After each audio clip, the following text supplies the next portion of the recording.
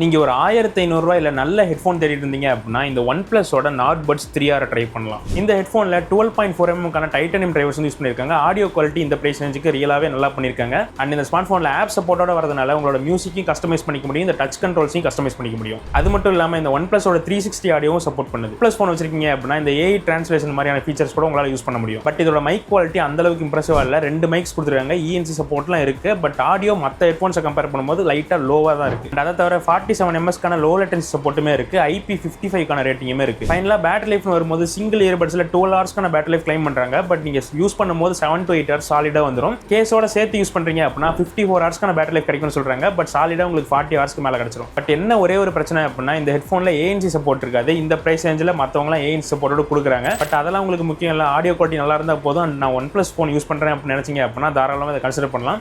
ரெகுலரா 1700 செல் பண்ணுவாங்க, ஆஃபர்ல 1500 கிடைக்கும். இதோட லிங்க் வியூ ப்ராடக்ட்ல இருக்கும். இன்ஸ்டாகிராம்ல பார்த்துட்டு இருந்தீங்க அப்படின்னா பயோல கொடுத்துருப்பேன், செக் பண்ணி பாருங்க.